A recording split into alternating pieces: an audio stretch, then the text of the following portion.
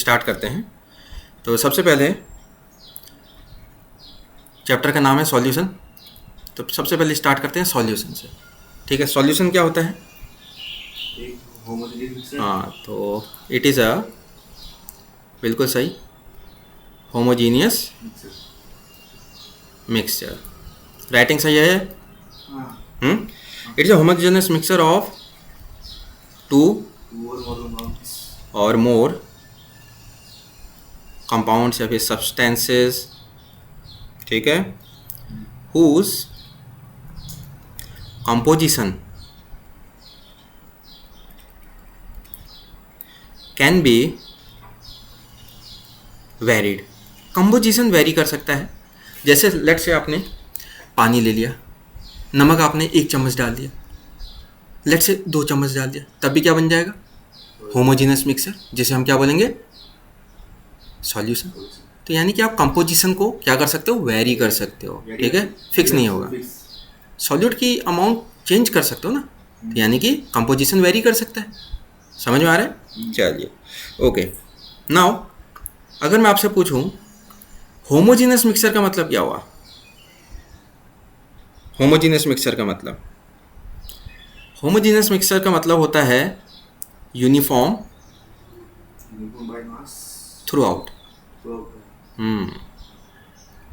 Through out, कहीं से भी आप सैंपल ले लो किसी भी पोर्शन से सॉल्यूशन के, वहाँ पे यूनिफॉर्मिटी होगी। जितना सॉल्वेंट होगा नहीं सॉरी, और उसी प्रपोर्शन में सॉल्यूट भी होगा, तो रेशियो हमेशा क्या रहेगा? यूनिफॉर्म रहेगा। ठीक है, तो होमोजेनियस मिक्सचर क्या होता है? ये ऐसा मिक्सचर होता है जहाँ पे क्या यूनिफॉर्म होता है, कंपोजिशन एंड प्रॉपर्टीज। तो कंपोजिशन भी यूनिफॉर्म होता है एंड प्रॉपर्टीज भी कैसी होती है? यूनिफॉर्म होती है। उसको हम क्या बोलते हैं? होमोजीनस मिक्सचर कहते हैं। ठीक है, चलिए, अब आपको पता है सॉल्यूशन में कंपोनेंट्स होते हैं। ठीक है,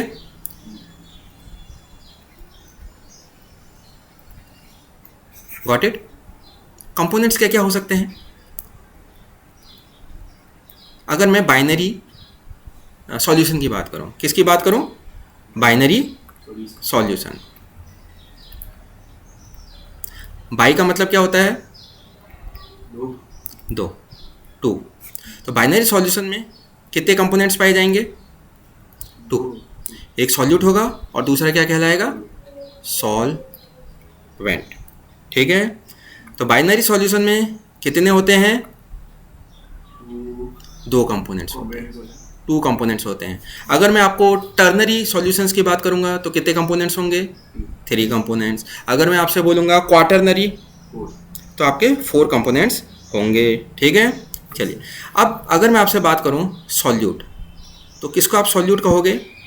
ये वो कंपोनेंट होगा विच is present in lesser amount या लेसर क्वांटिटी। ठीक है, जो लेसर क्वांटिटी में होगा उसे आप क्या बोलोगे? सॉल्यूट। अगर मैं आपसे बात करूं सॉल्वेंट की, तो सॉल्वेंट क्या होगा? जो higher which is present in larger quantity.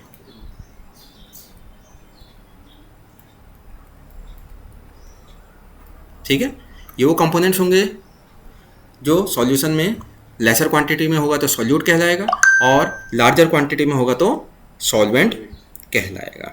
ठीक है, चलिए, नाउ इसके बाद नेक्स्ट आते हैं। अब इन अदर वर्ड्स भी हम बात कर लेते हैं दूसरे शब्दों में।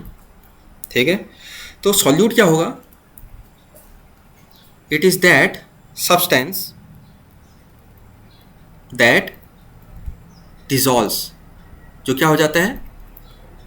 घुल जाता है। ठीक है, और सॉल्वेंट क्या होगा? It is that substance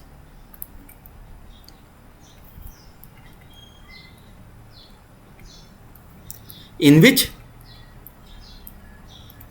solute dissolution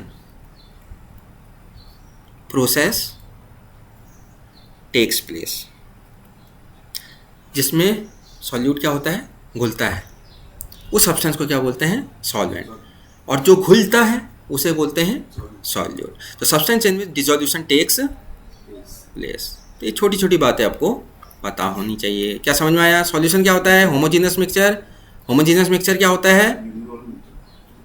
जिसमें कंपोजिशन और प्रॉपर्टीज यूनिफॉर्म होती है थ्रू आउट द मिक्सचर। इसमें हम पढ़ेंगे बाइनरी सॉल्यूशन। बाइनरी सॉल्यूशन में कितने कंपोनेंट्स होते हैं? 2 components, solute and solvent.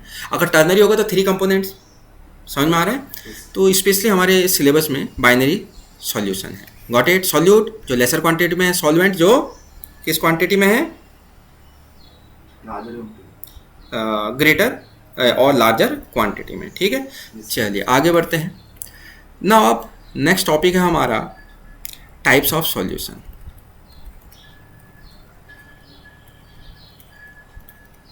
Types of solution solution. ठीक है, ओके। टाइप्स ऑफ सॉल्यूशन में अब आपको एक टेबल दिख रही होगी, ठीक है। अगर आप ध्यान से देखें तो ये टेबल किस चीज़ की है, उसका मैं नाम लिख देता हूँ, डिफरेंट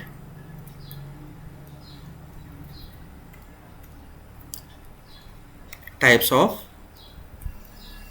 सॉल्यूशंस।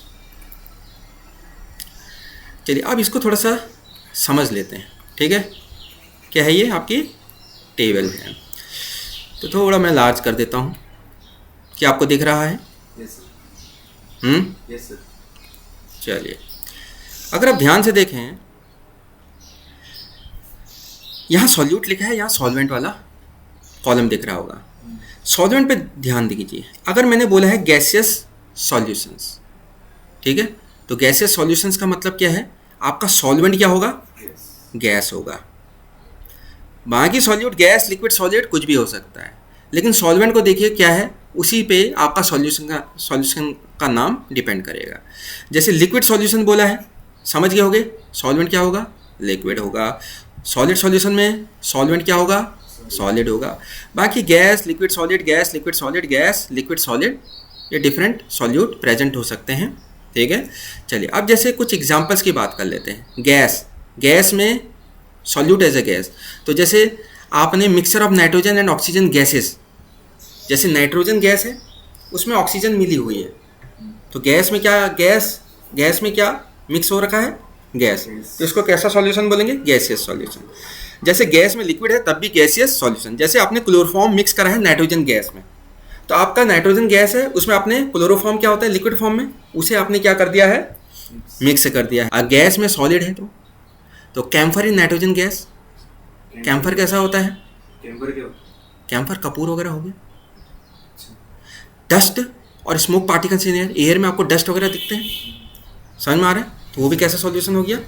क्योंकि उसमें सॉल्यूट किस तरीके से है? सॉलिड स्टेट में। ठीक है, क्या समझ में आ गया आपको? हाँ, तो इस तरीके से आपके कपूर के पार्टिकल्स होंगे, या फिर आपके डस्ट पार्टिकल्स हैं, स्मोक पार्टिकल्स हैं एयर में। ठीक है, ऐसे आपके बाकी भी सॉल्यूशंस होंगे। अगर लिक्विड है सॉल्वेंट तो लिक्विड सॉल्यूशन, सॉलिड है सॉल्वेंट तो सॉलिड सॉल्यूशन। जैसे आपने सोडियम है, सोडियम में आपने क्या मिला दिया है? Mercury with sodium. आपने क्या करा, जो मरकरी है उसमें आपने सोडियम मिला दिया। क्या मिला दिया? सोडियम मिला दिया। तो इसको हम बोलेंगे सॉलिड सॉल्यूशन। इसकी कोई वो भी होती है क्या चीज़? रिएक्शन टाइप की? हाँ, रिएक्शन होती है ना, अमलगम बन जाता है। जैसे डिसॉल्व कर लेता है अपने आप में मरकरी, किसको? सोडियम को। ठीक है, तो वो रिएक्शन आपने देखी नहीं। ओके, यूट्यूब में देखेंगे हम उसे। अब जैसे सॉलिड सॉल्यूशन का एक और एग्जांपल, सॉलिड में सॉलिड, आपने गोल्ड में कॉपर की मिक्सिंग कर दी, हाँ मिलावट कर दी, तो अलॉयज बनते हैं ऐसे। समझ में आ गया? yes, sir. हाँ, आपने क्या कर रखा है? साल्ट इन वाटर, पानी में आपने साल्ट डाल दिया। साल्ट क्या होता है? नमक। सॉलिड, वाटर, लिक्विड, तो कौन सा सॉल्यूशन कहलाएगा? लिक्विड। आपने क्या कर रखा है? पानी में मिथेनॉल या इथेनॉल मिला दिया। जैसे इथेनॉल होता है ना, जो अल्कोहल होता है, पानी में मिला दिया, तो लिक्विड इन लिक्विड, तो कौन सा सॉल्यूशन कहलाएगा? Liquid solution. समझ में आ रहा है? हाँ, चलिए आगे बढ़ते हैं। नाउ तो जैसे ना सोडियम में वो डाली थी मरकरी, हाँ हाँ हाँ लेकिन सोडियम पे वो बहुत ज़्यादा हाईली होगा रिएक्टिव, अच्छा, इस तरीके से डाल दी। तो इसका एक अमलगम बनता है, क्या बन जाता है, अमलगम बन जाता है, तो उसको हम बोलेंगे, कोई और बढ़िया सा शॉर्ट में दिखाया हो,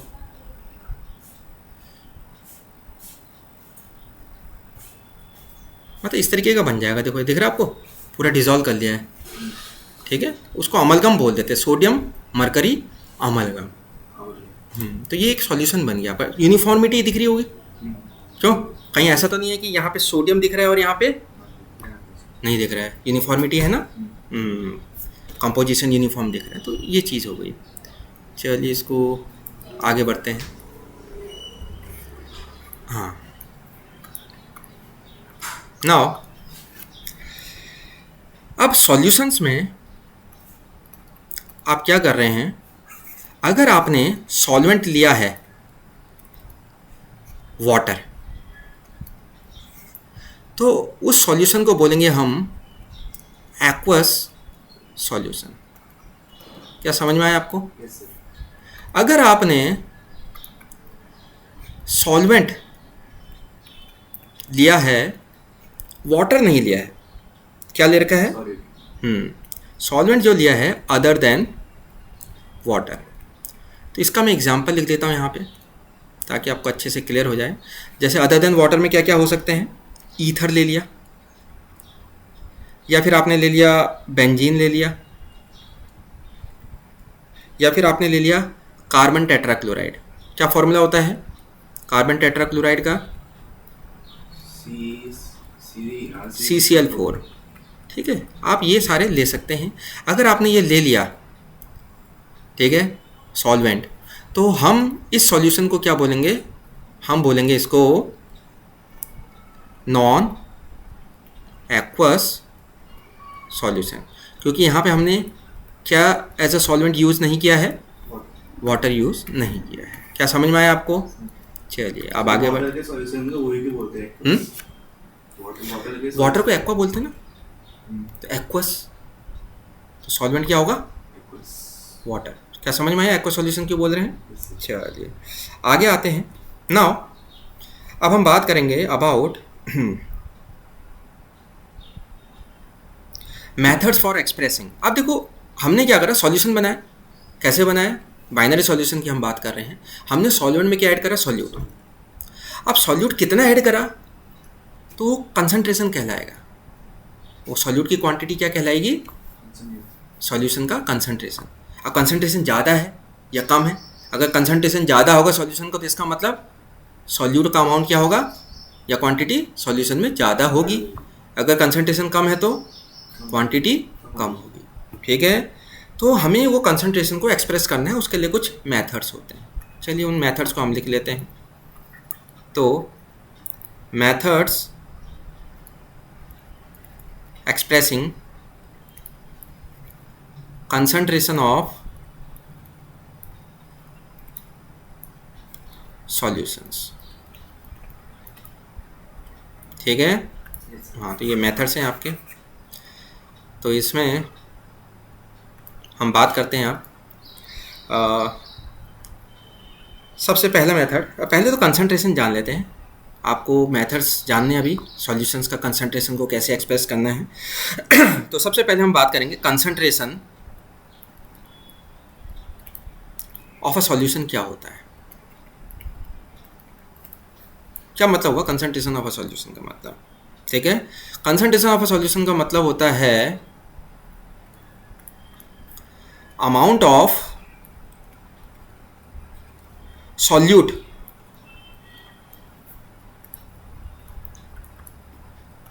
present in the given amount of the solvent। क्या समझ में आया? तो कंसंट्रेशन क्या क्या होगा, it is the amount of a solute present in the given amount of the solvent, ठीक है। चलिए यार सॉल्वेंट है कि सॉल्यूशन है? इसने सॉल्यूशन लिखा है, सॉल्वेंट होना चाहिए था ना वैसे। चलिए आगे बढ़ते हैं। चलिए तो स्टार्ट करते हैं। पहला जो कंसंट्रेशन होगा ऑफ अ सॉल्यूशन का मेथड वो है मास परसेंटेज। तो मास परसेंटेज को हम ऐसे लिख सकते हैं, एक सेकेंड, मास परसेंटेज, परसेंटेज को कैसे लिखें? ऐसा सही रहेगा शॉर्ट में? हाँ ऐसे ही। हम्म, हाँ। ओके, तो थोड़ा और शॉर्ट हो जाए तो मास परसेंटेज, ये सही लग रहा है क्या? हम्म, सही है। मास परसेंट और वॉल्यूम परसेंट की हम बात करेंगे, ठीक है। चलिए तो सबसे पहले हम बात करेंगे ये क्या होता है, तो हम बात करेंगे मास परसेंट की। तो मास परसेंट किसका होगा? किसी कंपोनेंट का होगा। या तो आप सॉल्यूशन में सॉल्यूट की बात कर लो, जैसे सपोज 100% सॉल्यूशन में लेट से 40% आपका सॉल्यूट है, तो सॉल्वेंट कितना हो जाएगा? 60% हो जाएगा। समझ में आ रहा है? तो किसी भी कंपोनेंट का अगर आपको मास परसेंट निकालना है, ठीक है, तो एक्चुअल में होता क्या है, this is the mass of the component. Component का मास कितना है पर 100 ग्राम ऑफ द सॉल्यूशन में, ठीक है। चलिए आगे बढ़ते हैं। तो फॉर्मूला यहाँ लिख लेते हैं, मास परसेंट ऑफ कोई भी कंपोनेंट हो, सॉल्यूट हो फिर या फिर सॉल्वेंट हो, आप लिख लीजिए। दैट इज आप क्या करोगे, मास ऑफ कंपोनेंट, कंपोनेंट का मास लिखना है इन सॉल्यूशन। सॉल्यूशन को क्या मैं शॉर्ट में लिख दूं, divided by total mass of solution into 100, क्योंकि परसेंटेज की बात कर रहे हैं। अगर फ्रैक्शन ऑफ कंपोनेंट पूछेंगे तो बस इतना ही लिखोगे, परसेंटेज की बात आएगी तो इनटू 100 कर दोगे। Got it? ये जैसे ग्राम में होगा तो केजी, मास ऑफ कंपोनेंट में ग्राम में होगा केजी, ग्राम में होगा, टोटल मास भी ग्राम में होगा। अगर ये केजी में है तो ये भी केजी में होगा, सेम यूनिट होनी चाहिए। क्या समझ में आया? ठीक है। चलो अब जैसे सपोज मैंने बात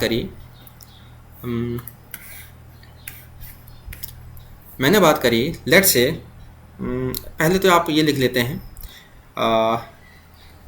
मास percentage is expressed as W/W, weight by weight, ऐसे एक्सप्रेस करोगे, ठीक है। जैसे फॉर एग्जांपल आपने एक एग्जांपल ले लिया, लेट से 10% वेट बाय वेट क्या दे रखा है आपको,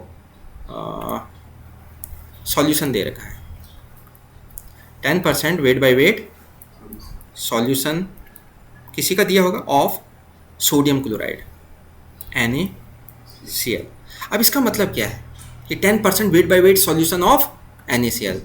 अब देखो जब भी कुछ नहीं दिया है, जब भी आपको कुछ नहीं दिया है, तो इसका मतलब कौन सा सॉल्यूशन होगा? बाय डिफ़ॉल्ट एक्वस सॉल्यूशन, पानी होगा, ठीक है। तो इसका मतलब क्या होता है 10% वेट बाय वेट सॉल्यूशन? इसका मतलब होता है कि आपका 10 ग्राम क्या है, NaCl है। इसको क्या बोलते हैं? Sodium chloride.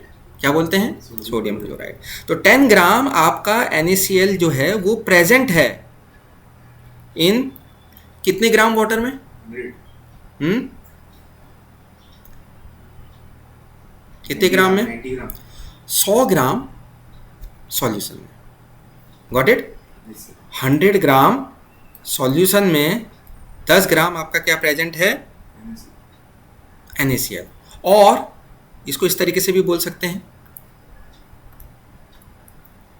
10 gram NaCl is present in 90 ग्राम किसमें?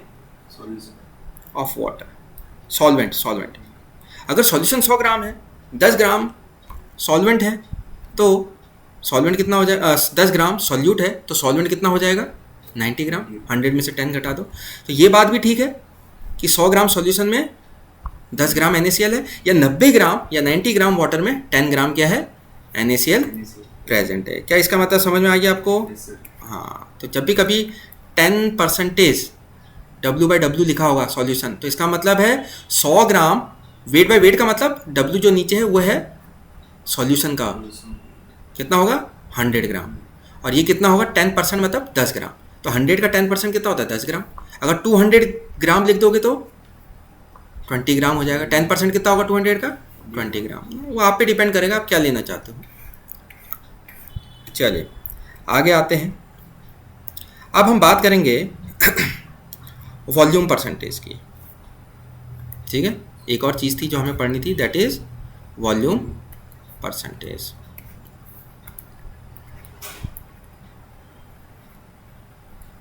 वॉल्यूम परसेंटेज, ठीक है। चलिए, अब ये कौन से केस में होगा? जब liquid dissolved in another liquid. जैसे आपने अल्कोहल को पानी में डिसॉल्व कर दिया, तो liquid dissolved in another liquid, तब आप वॉल्यूम बाय वॉल्यूम की बात करोगे, वॉल्यूम बाय वॉल्यूम परसेंटेज की। Got it? तो वहाँ पे ये केस एप्लीकेबल होगा। चलिए, तो वॉल्यूम परसेंटेज क्या होता है? It is defined as volume of the component, कोई भी कंपोनेंट हो सकता है, सॉल्यूट या फिर सॉल्वेंट, पर 100 parts by volume of the solution. ठीक है, ओके। सपोज एक एग्जांपल ले लेता हूं मैं, उससे समझते हैं।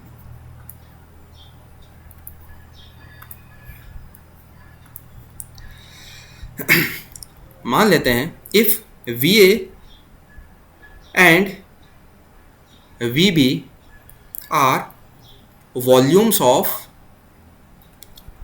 टू कंपोनेंट्स, दो कंपोनेंट्स हैं सॉल्यूशन के, A एंड B रिस्पेक्टिवली। ठीक है, तो लेट से दो कंपोनेंट्स है A and B, let say A solute है और B आपका सॉल्वेंट, तो उनका वॉल्यूम कितना होगा VA, और दूसरे का कितना हो गया, दूसरे कंपोनेंट का VB हो गया।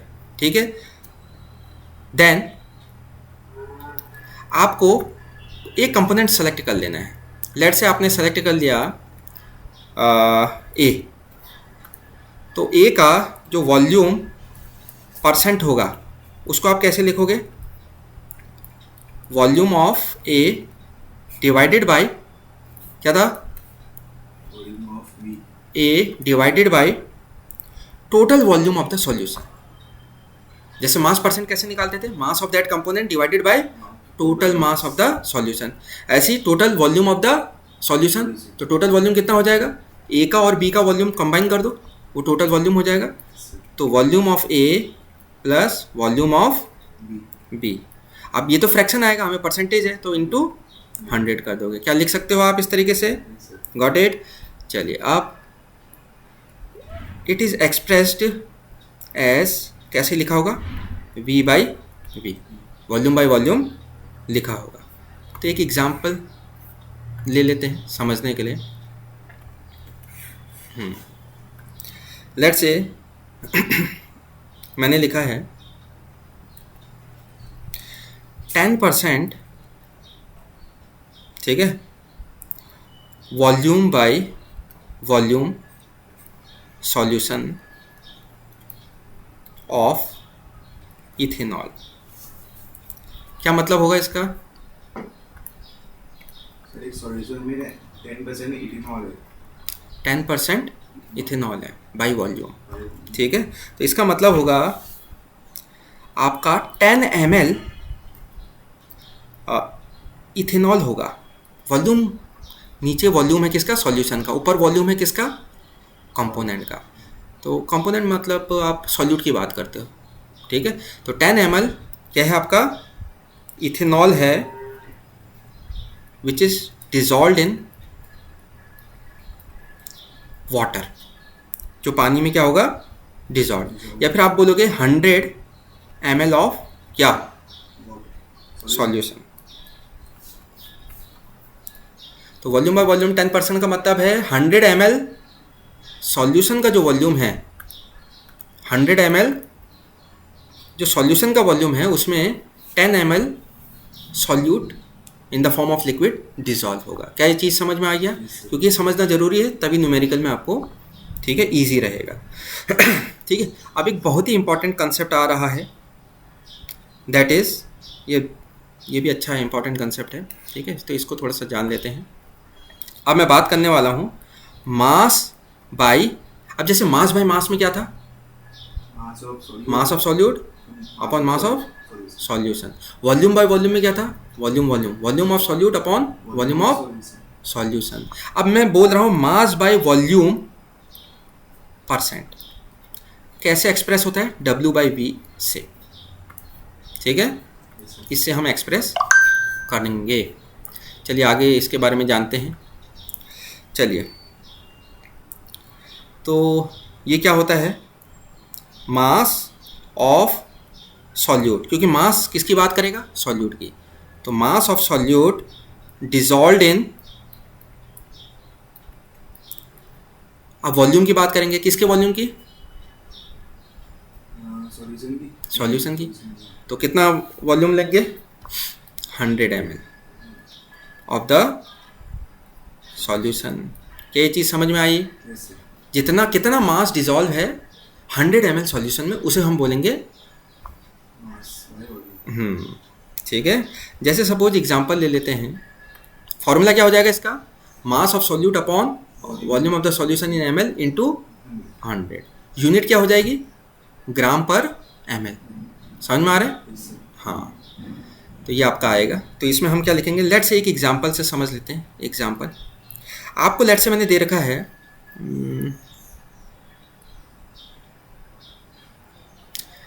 10% सॉल्यूशन दे रखा है। क्या मैंने यहाँ पे वेट बाय वॉल्यूम मेंशन किया?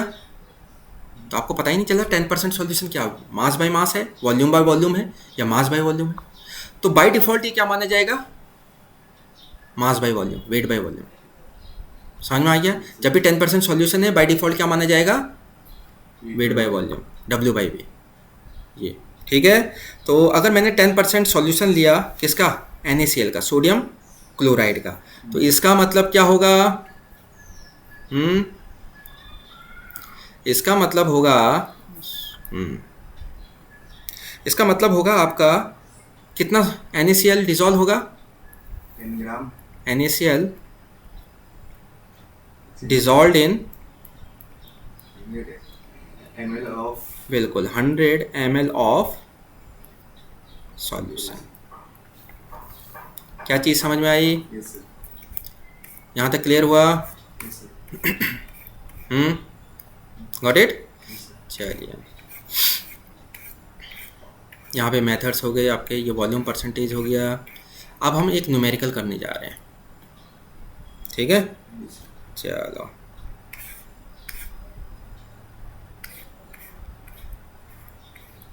चलिए ये न्यूमेरिकल करते हैं।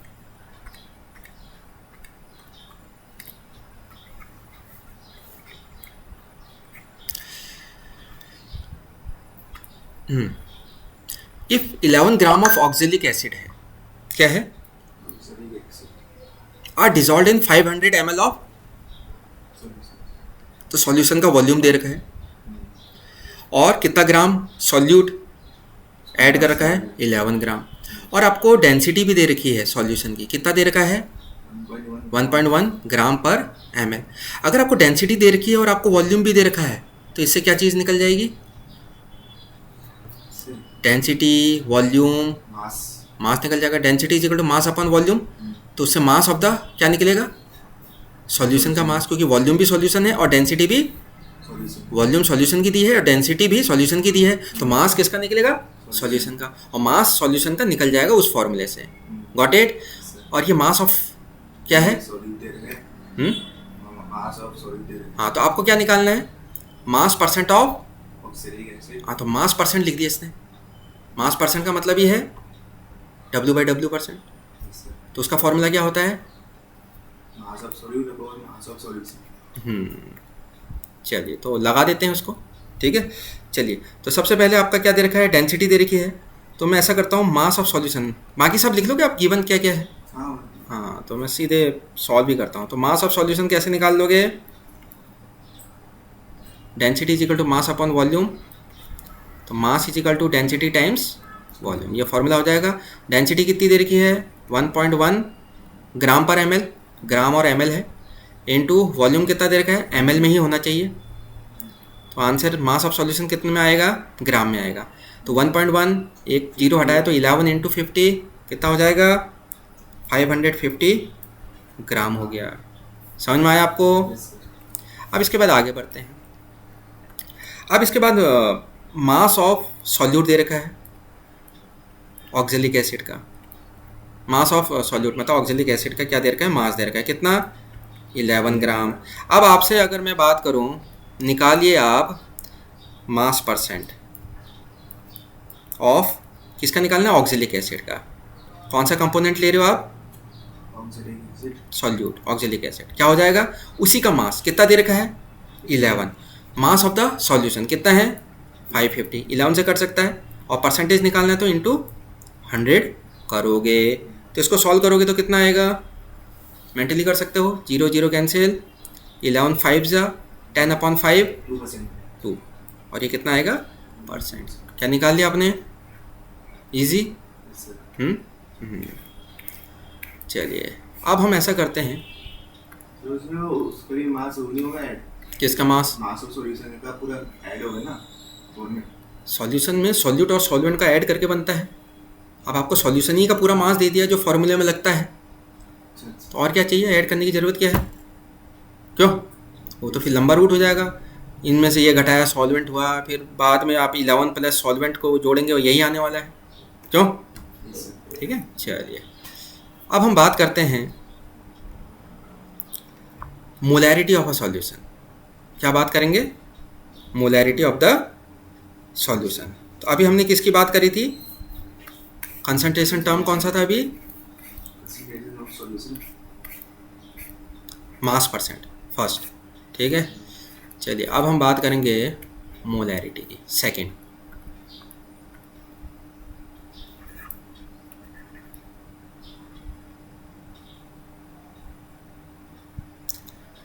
मोलैरिटी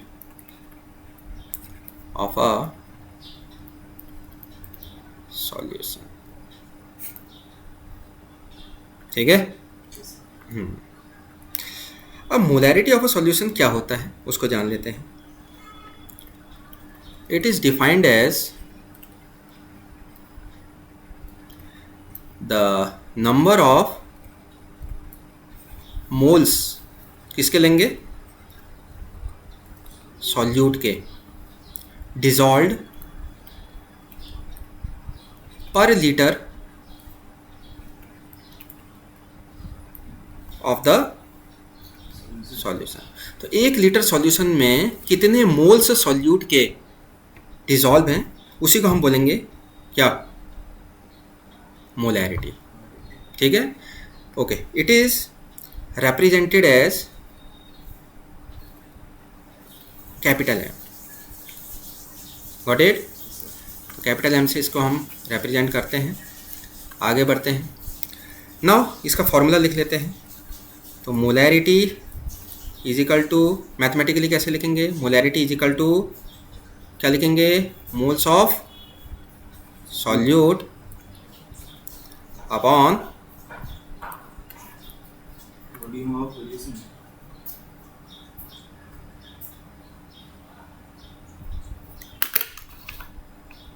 ठीक है, Yes, sir. ओके। तो moles of solute upon, Volume of solution. हाँ, वॉल्यूम ऑफ सॉल्यूशन लीटर में, ठीक है। ये आपका इसका रिलेशन हो जाएगा। ये मोलैर, ओह एक सेकेंड है, मान नहीं रहा यार ये।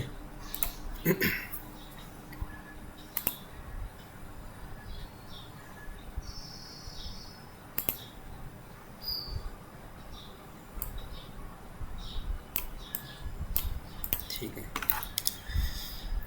ओके, तो फॉर्मूला आपने लिख लिया। ये मोलैरिटी का आपका मैथमेटिकल एक्सप्रेशन हो गया। चलिए अब हम बात कर लेते हैं यूनिट्स की। ठीक है, तो यूनिट क्या होगी? मोल्स ऑफ सॉल्यूशन क्या हो जाएगा? मोल, और वॉल्यूम ऑफ सॉल्यूशन क्या हो जाएगा? लीटर। तो क्या हो जाएगा? मोल पर लीटर। और इसको हम मोल लीटर इनवर्स भी लिख सकते हैं। क्या ये तरीका आपको आता है? और इसको एक और भी लिख सकते हैं, that is 1 litre 1 decimetre cube के बराबर होता है। तो हम इसको मोल पर डेसीमीटर क्यूब लिख सकते हैं। क्या समझ में आया? तो मेन आपका ज़्यादातर ये यूज़ होगा। ठीक है, और इसमें अच्छा, आपको मोल्स निकालना आता है?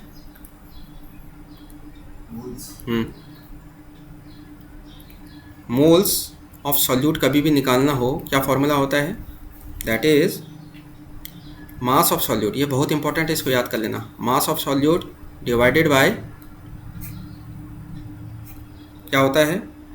Molar mass of solute. Solute का mass divided by molar mass of solute. ये थोड़ा इंपॉर्टेंट है, इसको थोड़ा याद करना। चलिए, तो मोल्स ऑफ सॉल्यूट ऐसे निकाला जाता है। आगे बढ़ते हैं। अब हम बात करते हैं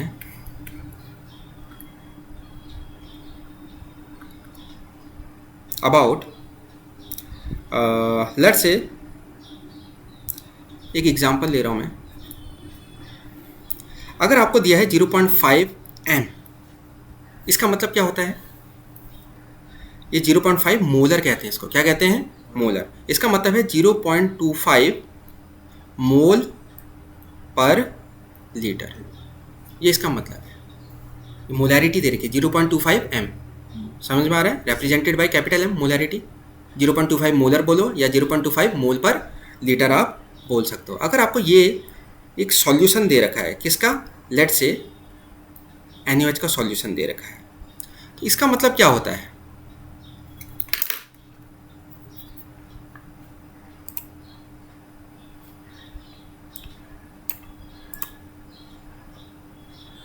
मेरे को लग रहा है हैवी हो जा रहा है।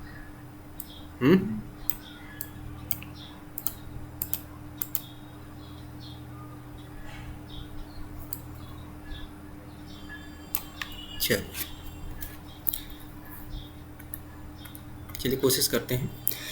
ओके, इसका मतलब क्या है? 0.25 m सॉल्यूशन ऑफ NaOH। इसका मतलब है, इट मीन्स कि आपका 0.25 मोल NaOH के क्या होंगे? डिसॉल्व होंगे। कितने लीटर सॉल्यूशन में? 1 लीटर ऑफ सॉल्यूशन। क्या ये चीज़ समझ में आई? इससे समझ जाओगे। मोल पर लीटर है, 1 लीटर में कितने मोल्स होंगे सॉल्यूट के? हाँ, अच्छा, NaOH का आप बता सकते हो 1 मोल में कितने ग्राम होता है?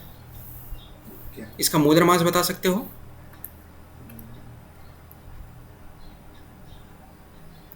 इसका मतलब है NaOH का कितना होता है?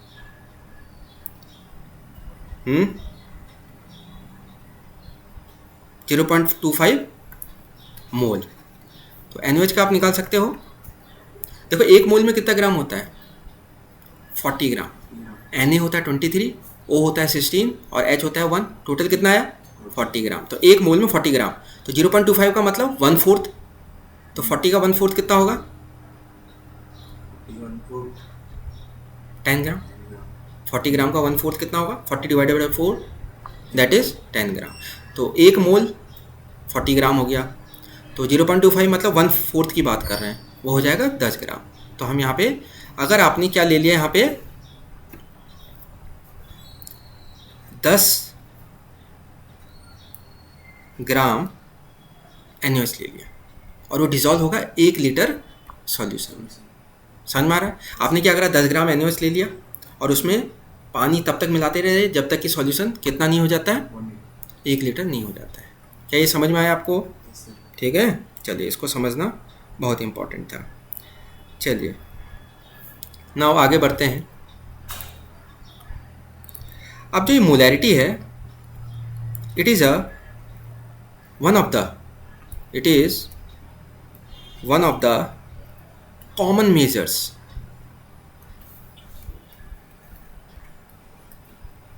Of expressing concentration.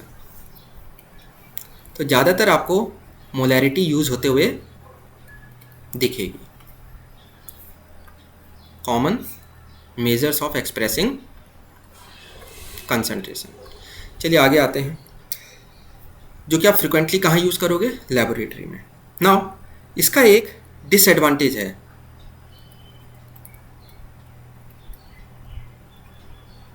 डिसएडवांटेज किसका? मोलैरिटी का। क्या है? It changes with temperature. अगर आपने सॉल्यूशन को क्या करा, टेम्परेचर रेज करा, तो सॉल्यूशन वॉल्यूम में एक्सपेंशन होगा, लिक्विड भी था उसमें, तो वॉल्यूम क्या कर जाएगा, एक्सपेंड। तो वॉल्यूम एक्सपेंड कर जाएगा तो मोलैरिटी चेंज हो जाएगी। तो ये एक इसका क्या कहलाया जाएगा, वन ऑफ द डिसएडवांटेज। ठीक है, इट चेंजेस विद टेम्परेचर।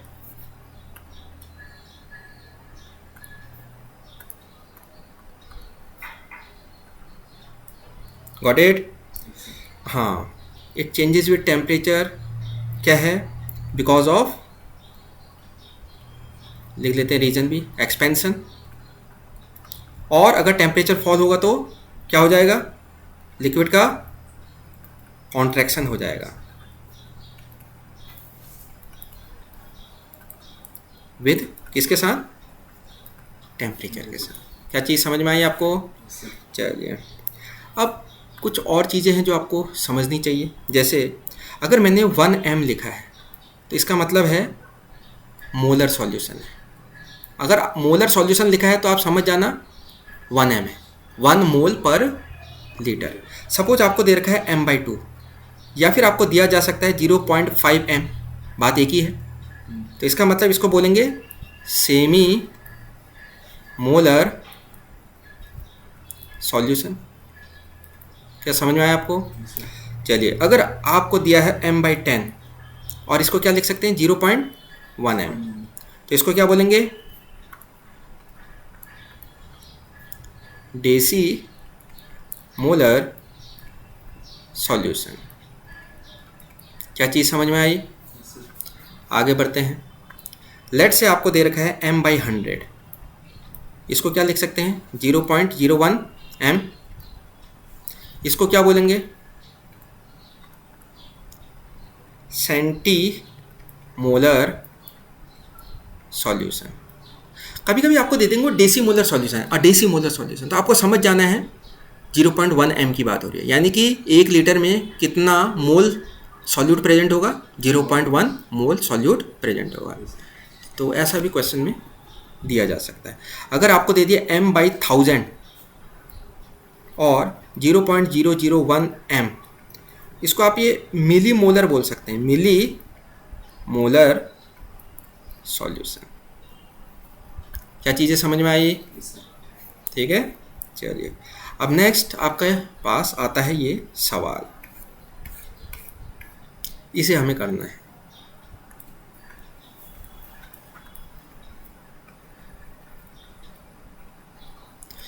क्या दे रखा है, 2.46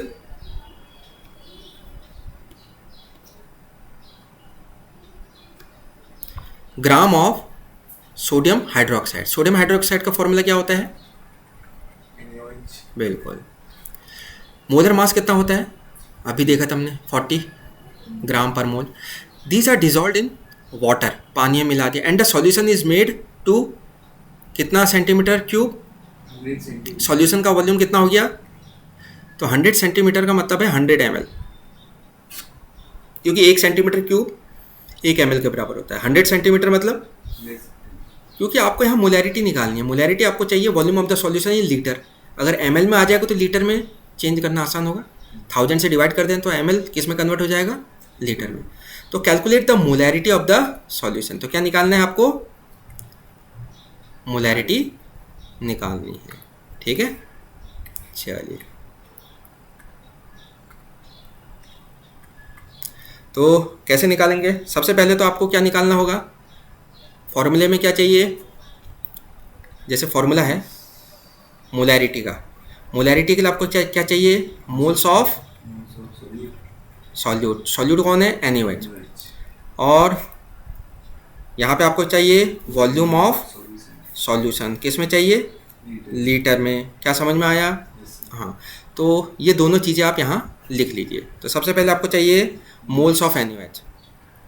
गिवन आप खुद से लिख लेना. तो NaOH के मोल्स निकाल सकते हो. क्या होता है, अभी फॉर्मूला पढ़ा था हमने, मास of solute, solute divided by molar mass of the solute. कितना होगा, NaOH का मोलर मास कितना होता है, 40. ठीक है, ओके. ये आपका ग्राम पर मोल होता है. और जब आप इसको निकालोगे, सॉल्व करना आता है, सॉल्व करना, मैथ्स अच्छी है.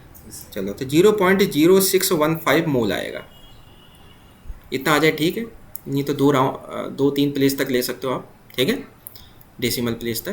तो ये मोल्स आपके इतने आ गए. अब आपको चाहिए वॉल्यूम ऑफ द सॉल्यूशन, वो आपको लीटर में चाहिए. तो आपको किस में दे रखा है, तो ये आपका क्या हो गया, वॉल्यूम.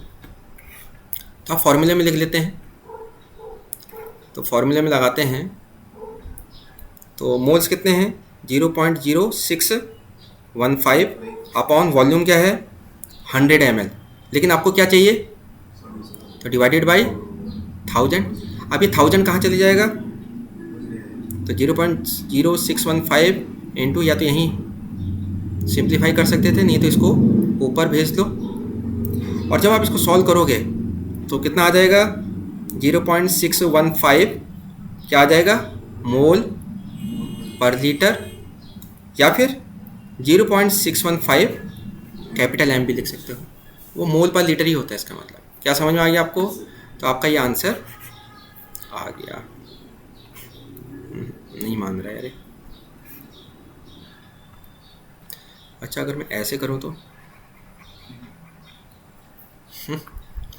चलो फिर आगे बढ़ते हैं. अब हम बात करते हैं next concentration term, that is molarity. Sorry, molarity तो हमने पढ़ लिया है. That is molality of a solution. ठीक है, अब ये मोलैलिटी ऑफ अ सॉल्यूशन क्या होता है, इसके बारे में थोड़ा जान लेते हैं. तो this is defined as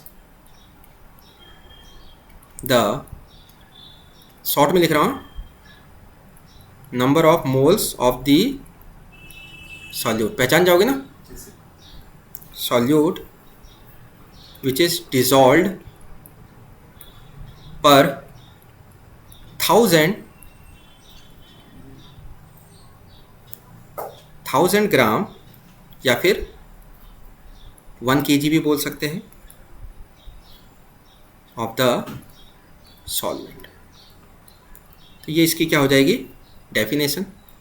it is denoted by कौन सा लेटर, स्मॉल m. ठीक है, चलिए. अब इसके बाद मोलैलिटी का फॉर्मूला लिख लेते हैं. तो मोलैलिटी मैथमेटिकली कैसे लिखेंगे, that is moles of solute. Molarity में भी सेम था ना ऊपर न्यूमरेटर, डिवाइडेड बाय, अब यहाँ पे volume of the solution in litre नहीं होगा, बल्कि क्या होगा, मास ऑफ सॉल्वेंट लेंगे यहाँ पे. और वो किस में होना चाहिए, केजी में। तो ये हो जाएगा। अगर ये ग्राम में होगा तो डिवाइडेड बाय 1000, और 1000 कहाँ आ जाएगा, ऊपर। क्या समझ में आ गया?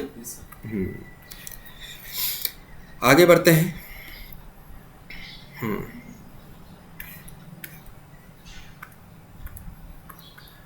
नाउ अब हम बात करेंगे यूनिट्स की। तो यूनिट्स ऑफ मोलैलिटी क्या होगा, मोल पर केजी, और इसको लिख सकते हैं मोल केजी इनवर्स। ठीक है। अब एक एग्जांपल ले लेते हैं। फॉर एग्जांपल उससे समझते हैं। सपोज आपको दे रखा है 1 मोलल, स्मॉल m का मतलब मोलल, मोलैलिटी, मोलल। तो 1 मोलल आपको सॉल्यूशन दे रखा है, लेट से किसका, KCl ले लिया। तो इसका मतलब क्या है, 1 मोल KCl क्या होगा, इसका मतलब क्या हो गया, 1 मोल KCl आपका डिसॉल्व होगा, 1000 ग्राम ऑफ सॉल्यूशन। हाँ, 1 kg ऑफ सॉल्वेंट क्या होगा, यहाँ पे दिया है सॉल्वेंट, तो बाय डिफॉल्ट क्या मानेंगे, वाटर। बाय डिफॉल्ट वाटर मानेंगे ना। सॉल्वेंट क्या है, सॉल्यूट तो पता चल गया KCl, तो सॉल्वेंट क्या हो जाएगा, वाटर। तो सॉल्यूशन, KCl का सॉल्यूशन मतलब एक्वा सॉल्यूशन है ये। समझ में आ रहा है? तो इट मीन्स आपका क्या हो जाएगा, 1 mole of KCl is dissolved in 1 kg या 1000 ग्राम ऑफ वाटर। क्या चीज़ समझ में आई? चलिए अब हम इसके बाद आगे बढ़ते हैं। ये इसका मीनिंग हो गया। अब हम बात करते हैं मोलैरिटी एंड मोलैलिटी में। ठीक है, कौन सा बेटर रहेगा अगर कंसंट्रेशन, सॉल्यूशन के कंसंट्रेशन को एक्सप्रेस करना है, तो ज़्यादा बेटर होगा मोलैलिटी। क्यों? Molality is considered better, considered better किसके लिए, for expressing concentration। ठीक है, कंपेयर टू, किससे कंपेयर कर रहे हो, मोलैलिटी, मोलैरिटी। ठीक है, मोलैरिटी क्यों होगा भाई, इट इज़ कंसिडर्ड बेटर, क्यों, तो उसके बारे में डिस्कस कर लेते हैं। अब यहाँ पे चीज़ क्या है,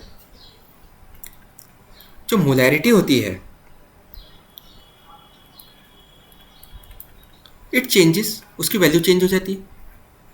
मैंने किसी सॉल्यूशन की मोलैरिटी बता दी, टेम्परेचर चेंज हुआ तो मोलैरिटी चेंज, फिर आपको मेजर करना पड़ेगा।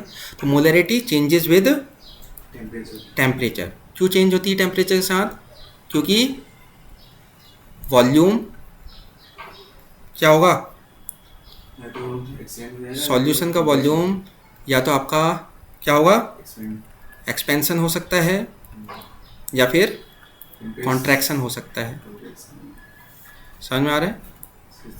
हाँ, तो इस वजह से मोलैरिटी क्या हो जाएगी आपकी, चेंज हो सकती है टेम्परेचर के साथ। ठीक है, और अगर हम मोलैलिटी की बात करेंगे तो मोलैलिटी जो है इट डज नॉट चेंज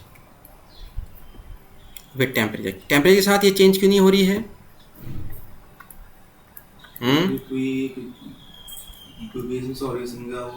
क्योंकि अगर फॉर्मूला देखोगे तो mass of solvent, mass constant होता है, टेम्परेचर पे डिपेंड नहीं करता। अपॉन मास ऑफ सॉल्वेंट, वो भी अगेन मास है, वो भी कांस्टेंट होगा। ठीक है, जब भी टेम्परेचर डिपेंडेंट ही नहीं होता मास, तो इसका मतलब मोलैलिटी भी फिक्स रहेगी, it does not change with temperature. ठीक है, तो molality does not change with temperature. क्यों? बिकॉज क्या कारण है, mass of solvent does not change with temperature. क्या ये चीज़ समझ में आई? Yes sir. चलिए, तो बाकी आज यहीं तक करते हैं।